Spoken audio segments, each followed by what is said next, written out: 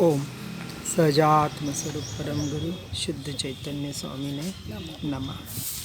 यदवादिनय षट द्रव्य गुण पर्याय और प्रमाण का जड़ कर्म चेतन बंध का हरु कर्म के अवसान का कह कर स्वरूप यथार्थ जग का जो किया उपकार है उसके लिए जिन वाणी माँ को वंदना शतवार है, वंदना शतवार है। कल हमने देखा प्रवचन सार जी गीय तत्व प्रज्ञापन गाथा 135 में कि काल द्रव्य अप्रदेशी है और सारे शेष द्रव्य प्रदेशवान है। यह बतलाते हैं कि प्रदेशी और अप्रदेशी द्रव्य कहाँ रहते हैं। ये जो हम जानकारी ले रहे हैं ये इसलिए ली जा रही है कि परद्रव्य परभावों के स्वरूप को यथार्थ समझकर वहाँ से छूटना है और एकमात्र जीव तत्व जीव द्रव्य यानी अपनी आत्म स्वरूप में स्वभाव में लीन होना है। यदि सब कुछ छोड़कर, सबसे कर्तृत्व भोक्तृत्व में मेरापना छोड़कर जीव सर्वसंग परित्याग करके एकांत में जाके एकमात्र अपने स्वरूप और स्वभाव में लीन होने का पुरुषार्थ करे तो अब इसे किसी भी शास्त्र की जरूरत नहीं है। अभी हमें ज़रूरत इसलिए पड़ रही है कि इसके स्वरूप को समझकर परद्रव्य परभावों से हटने का प्रबल पुरुषार्थ आत्मा के लक्ष्य से, या यूँ कहें कि आत्मस्थिरता ऐसी हो जाए कि परद्रव्य और परभावों पर उपयोग जाए ही नहीं। अब गाथा 136 में बता रहे हैं, आकाश लोकालोक में है, लोक धर्म और अधर्म से व्याप्त है, शेष दो द्रव्यों का आश्रय लेकर काल है और शेष दो द्रव्य जीव और पुद्गल है। ऐसे 6 द्रव्यों का परिणमन जैन दर्शन में बताया जाता है। प्रथम तो आकाश लोक तथा आलोक में है, क्योंकि 6 द्रव्यों के समवाय और असमवाय में बिना विभाग के रहता है। धर्म और अधर्म द्रव्य सर्वत्र लोक में है, आलोक में नहीं है। आलोक में एकमात्र आकाश है, क्योंकि उनके निमित्त से जिनकी गति और स्थिति होती है, ऐसे जीव और पुद्गलों की गति या स्थिति लोक से बाहर नहीं होती और न लोक के एक देश में होती है, अर्थात लोक में सर्वत्र होती है। काल भी लोक में है, क्योंकि जीव और पुद्गलों के परिणामों के द्वारा काल की समय आदि पर्यायें व्यक्त होती है और वह काल लोक के एक प्रदेश में ही है, क्योंकि वह अप्रदेशी है। जीव और पुद्गल तो युक्ति से ही लोक में है, क्योंकि लोक 6 द्रव्यों का समवाय स्वरूप ही है। और इसके अतिरिक्त इतना विशेष जानना चाहिए कि प्रदेशों का संकोच विस्तार होना वह जीव का धर्म है, यानी जीव के आत्मा के प्रदेश संकोच और विस्तार होते हैं।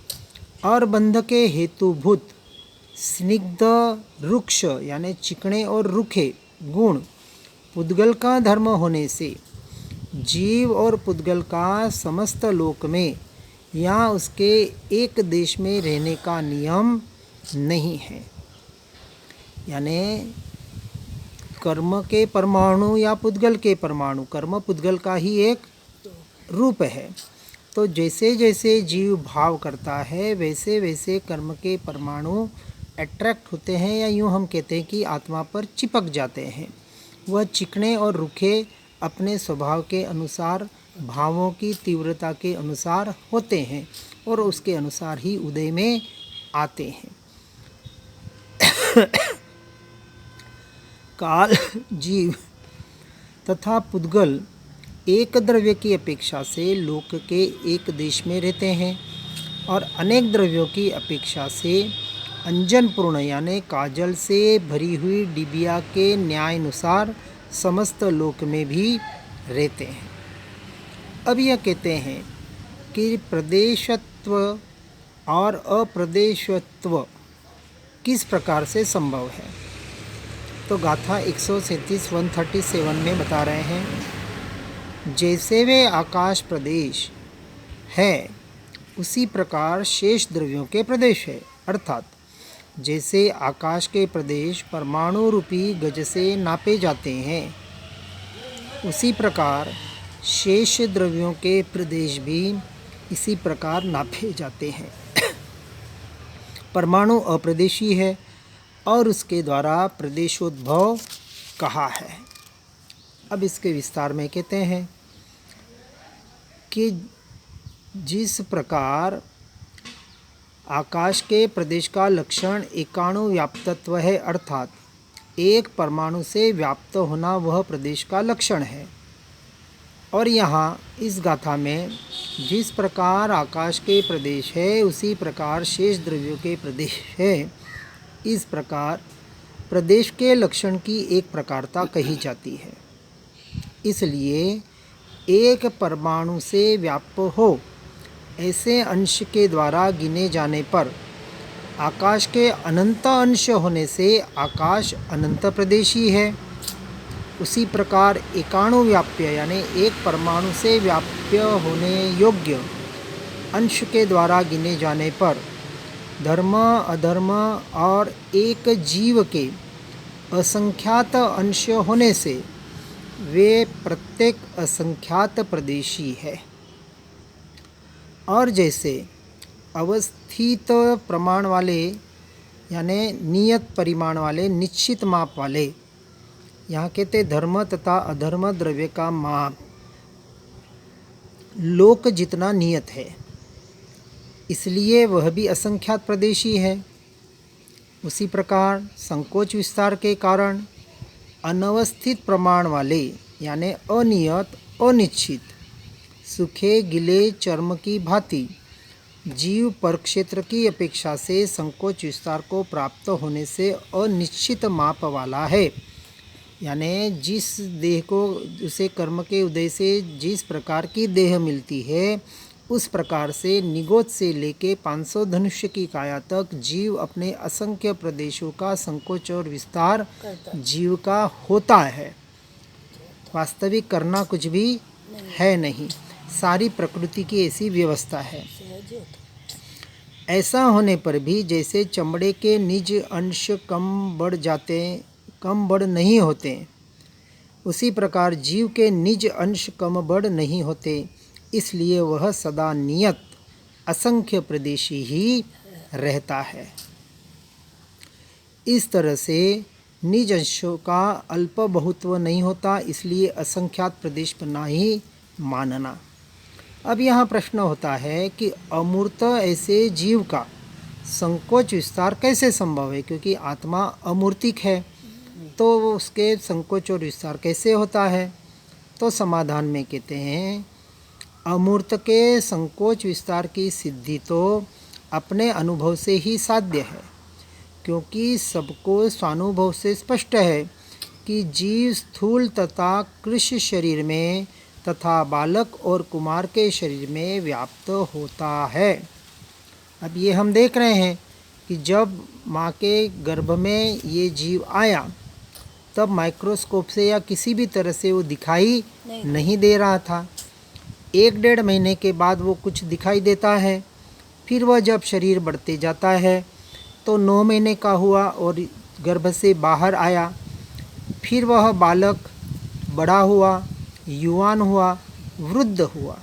ये सारी अवस्थाएं इस भव की तो हमने अपनी आँखों से देखी है, स्वयं की चाहे अभी स्मृति में न हो, औरों की देखी है, तो इस बात को तो स्वीकार करना ही पड़ेगा। लेकिन जब माँ के गर्भ में वह शरीर, सूक्ष्म शरीर दिख भी नहीं रहा था और अब 6 फीट का हुआ, तो भी आत्मा तो जैसा का तैसा ही है। 1 साल के बालक को कोई स्पर्शेंद्रिय की अनुभूतियाँ अलग नहीं होती, 20 साल के युवान को कोई अलग नहीं होती और 80 साल के वृद्ध को भी कोई अलग नहीं होती। सबका परिणमन एक सा होता है। यह बात सिद्ध कर रहा है कि ऐसा उस सूक्ष्म से सूक्ष्म में शरीर में भी मैं आत्मा था और जब 6 फीट का हुआ तब भी मैं आत्मा तो जैसा का तैसा था। तो मेरे असंख्य प्रदेशों में अंश मात्र भी हानि वृद्धि नहीं हुई, लेकिन फिर भी जो सूक्ष्म था उसका विस्तार तो हुआ। 6 फीट के शरीर में 5.5 फीट के शरीर में विस्तार हुआ। तो ये बात सिद्ध यहाँ होती है। और पुद्गल तो द्रव्यतः एक प्रदेश मात्र होने से पूर्व कथित प्रकार से अप्रदेशी है, तथापि 2 प्रदेशादि के यानी द्विप्रदेशी इत्यादि स्कंदों की उत्पत्ति के कारणभूत जो स्निग्ध रुक्ष गुण हैं उन रूप परिणमित होने की शक्ति वह पुद्गल का स्वभाव है। इस तरह से वो अपने स्वभाव से परिणमित होने की शक्ति रूप स्वभाव के कारण उसके प्रदेशों का उद्भव है। इसलिए पर्याय से अनेक प्रदेशी पने का भी संभव होने से पुद्गल को द्विप्रदेशी पने से लेकर संख्यात, असंख्यात और अनंत प्रदेशी पना भी न्याय युक्त बताया गया है। तो इस प्रकार से ये 5 द्रव्य असंख्य प्रदेशी को गिनतों में आ रहे हैं। अब कालाणु अप्रदेशी ही है ऐसा नियम करते हैं गाथा 138 में। काल तो अप्रदेशी है, प्रदेश मात्र पुद्गल परमाणु आकाश द्रव्य के प्रदेश को मंद गति से उल्लंघन कर रहा हो तब वह वर्तता है, अर्थात निमित्त भूततया परिणमित होता है। काल द्रव्य से प्रदेश मात्र होने से अप्रदेशी ही है और उसके पुद्गल की भांति पर्याय से भी अनेक प्रदेशीपना नहीं है। हर समय काल परिवर्तित हो रहा है, इसलिए उसे एक प्रदेशी कहा। क्योंकि परस्पर अंतर के बिना प्रस्तार रूप यानी विस्तार रूप विस्तृत प्रदेश मात्र असंख्यात काल द्रव्य होने पर भी परस्पर संपर्क न होने से एक एक आकाश प्रदेश को व्याप्त करके रहने वाली काल द्रव्य की वृत्ति तभी होती है, अर्थात कालाणु की परिणति तभी निमित्तभूत होती है जब प्रदेश मात्र परमाणु यानी एक बाहर के परमाणु उस कालाणु से व्याप्त एक आकाश प्रदेश को मंद गति से उल्लंघन करता है। उल्लंघन करना यानी जो परिवर्तन हो रहा है, हर समय हर द्रव्य का परिवर्तन हो रहा है। जैसे हम ये पुद्गल के परमाणु बाहर देखते हैं कि कोई मकान हो 100 साल के बाद खंडहर होने लग जाता है। अब वो खंडहर एकदम नहीं हुआ, हर क्षण वह मकान बदल रहा था। यह शरीर 1 साल का था और आज 80 साल का हुआ और इसके परमाणु अब ढीले पड़ गए, कमज़ोर पड़ गए, एकदम नहीं हुए। ये निरंतर इसका परिवर्तन हर समय चल रहा था कर्मों के उदय के अनुसार। तो इस प्रकार से यह मंद गति से काल परिणमित होता है, जिसको हम व्यवहार की अपेक्षा से आयु कहते हैं, ये उम्र कहते हैं कि कितने साल का हुआ। तो जितने साल का वो बड़ा होता जाता है, वास्तविक वो बड़ा, हम जिसको जन्मदिन मनाते हैं, वास्तविक वह मृत्यु के नज़दीक जा रहा होता है। इस बात को वह समझ नहीं पाता है और जन्मदिन के नाम पर अपने आप को प्रसन्न भाव से प्रफुल्लित करने का व्यर्थ का प्रयास कर रहा होता है। अब काल पदार्थ के द्रव्य और पर्याय को बतलाते हैं। गाथा 139। परमाणु एक आकाश प्रदेश का उल्लंघन करता है, तब उसके बराबर जो काल लगता है वह समय है। उस समय यानी यहाँ जो काल का परिणाम हो रहा है, हर समय जिसे हम कहते हैं, उस समय से पूर्व तथा पश्चात ऐसा नित्य जो पदार्थ है वह काल द्रव्य है और समय उत्पन्न ध्वंसी है। अब इसको थोड़ा विस्तार से बता रहे हैं टीका में अमृतचंद्राचार्य जी। किसी प्रदेश मात्र काल पदार्थ के द्वारा आकाश का जो प्रदेश व्याप्त हो, उस प्रदेश को जब परमाणु मंद गति से उल्लंघन करता है, तब उस प्रदेश मात्र अतिक्रमण के, यानी जब उल्लंघन हो रहा है उसके परिणाम के, परिमाण के यानी माप के अनुसार बराबर जो काल पदार्थ की सूक्ष्म वृत्ति रूप समय है, वह उस काल पदार्थ की पर्याय है। और ऐसी उस पर्याय से पूर्व की तथा बाद की वृत्ति रूप से प्रवर्तमान होने से जिसका नित्यत्व प्रकट होता है, ऐसा पदार्थ वह द्रव्य है। तो काल द्रव्य की परिभाषा एक समय शब्दों के द्वारा बताने का प्रयास किया गया है, अभी वह हमारे अनुभूति का विषय नहीं है। इस प्रकार द्रव्य समय यानी काल द्रव्य अनुत्पन्न अविनष्ट है और पर्याय समय उत्पन्न ध्वंसी अर्थात समय पर्याय उत्पत्ति विनाश वाली है। यह समय निरंश है, क्योंकि यदि ऐसा न हो तो आकाश के प्रदेश का निरंशत्व न बने। यानी हर समय उत्पाद वे जो कहा कि ये जो पर्याय हर समय बदल रही है, तो उत्पाद होना व्यय होना यह पर्याय का स्वभाव है और उसका जो कालावधि है उसे एक समय कहा गया है। सिर्फ हमको अभी समझना है, उसके विशेष में जाने की ज़रूरत नहीं है, क्योंकि समय हमारे पकड़ के में आने वाला नहीं है। जैसे कहा, एक समय में सम्यक दर्शन प्रकट होता है, एक समय में केवल ज्ञान प्रकट होता है और एक समय में मोक्ष प्रकट होता है। वह समय केवल ज्ञान के पहले हमारे हाथ में आने वाला नहीं है, इसलिए उसको सिर्फ स्वीकार करना इतना मात्र हमारा अभी कर्तव्य बनता है।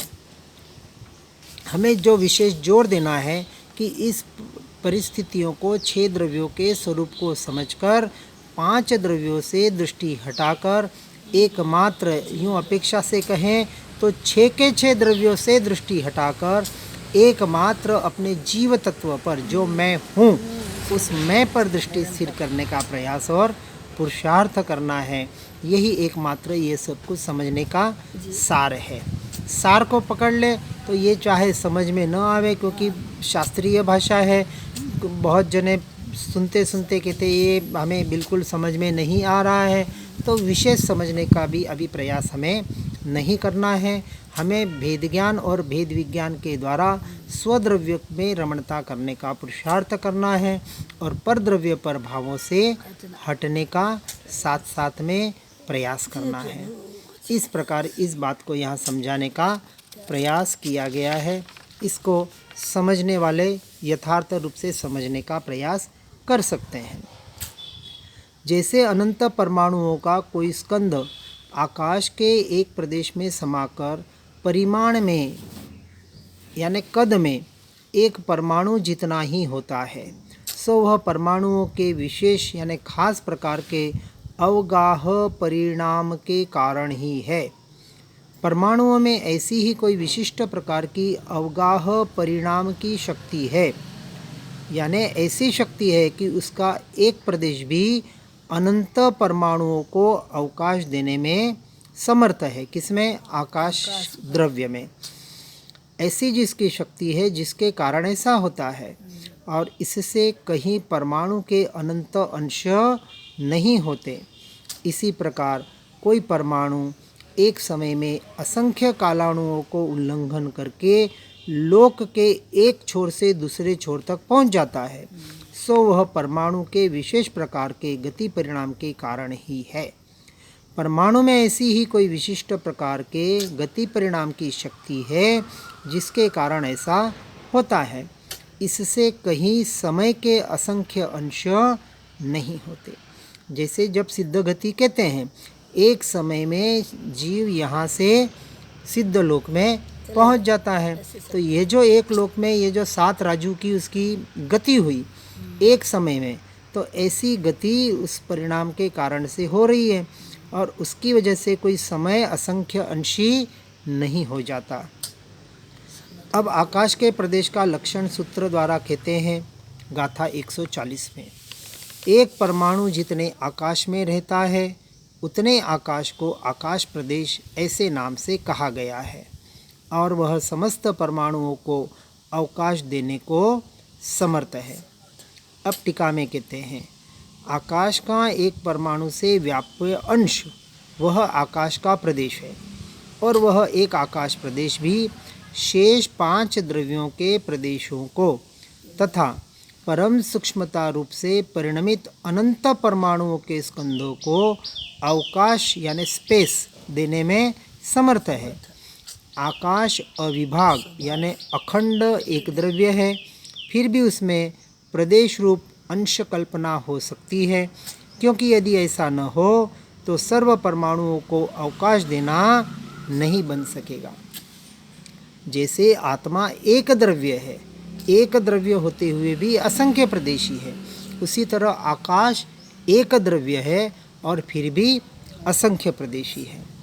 ऐसा होने पर भी यदि आकाश के अंश नहीं होते, अर्थात अंश कल्पना नहीं की जाती, ऐसी किसी की मान्यता हो, यदि कोई दर्शन में अलग अलग दर्शन वाले अपने अपने अलग अलग तरीके से बताते हैं, अपनी अपनी मान्यता है, यहाँ अपनी जैन दर्शन के अनुसार बताने का प्रयास किया जा रहा है।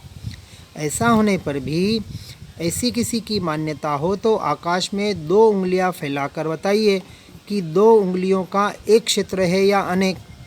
यदि एक है तो प्रश्न होता है कि आकाश अभिन्न अंशों वाला अविभाग एक द्रव्य है, इसलिए 2 उंगलियों का एक क्षेत्र है, या भिन्न अंशों वाला अविभाग एक द्रव्य है, इसलिए यदि आकाश अभिन्न अंश वाला अविभाग एक द्रव्य है, इसलिए 2 उंगलियों का एक क्षेत्र है, ऐसा कहा जाए तो अंश एक अंगुली का क्षेत्र है, वही अंश दूसरी अंगुली का भी क्षेत्र है, इसलिए दोनों में एक अंश का अभाव हो गया।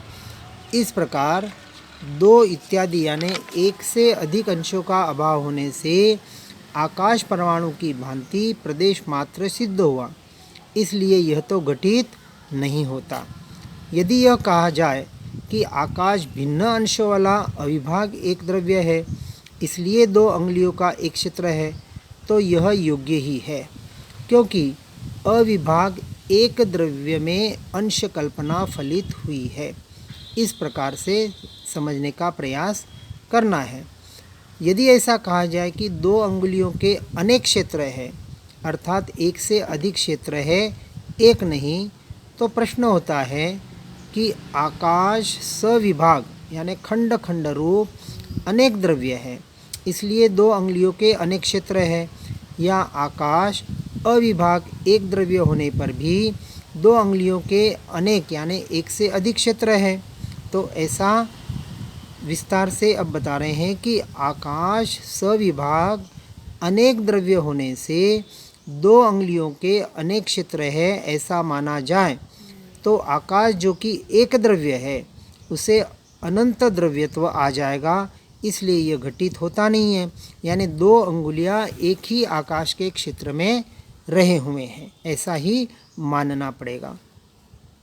और दूसरी बात, आकाश अविभाग एक द्रव्य होने से 2 उंगलियों का अनेक क्षेत्र है, ऐसा माना जाए तो यह योग्य है, क्योंकि अविभाग एक द्रव्य में अंश कल्पना फलित हुई। एक द्रव्य में अंश कल्पना यानी आकाश एक द्रव्य हुआ और अंगुलियां 2 ही, तो 2 अंगुलियों का क्षेत्र भिन्न भिन्न है, परंतु आकाश का क्षेत्र तो एक ही है। यह बात बताने का यहाँ प्रयास किया गया है कि आकाश एक प्रदेशी है, और उसमें जो ये हम सारे यानी 5 द्रव्य जो रह रहे हैं, ये अपनी अपनी जगह लेकर आकाश उनको वह जगह प्रदान कर रहा है।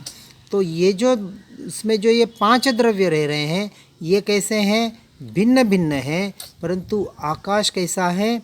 एक क्षेत्र में ही रहा हुआ है, इसलिए आकाश का क्षेत्र एक ही बताया गया है, कहीं अलग नहीं है, कहीं खंडित नहीं है। अब तिर्यक प्रत्यय तथा ऊर्ध्व प्रत्यय बतलाते हैं। तिर्यक अर्थात तिरछा, आड़ा, और ऊर्ध्व अर्थात ऊंचा, काल अपेक्षित।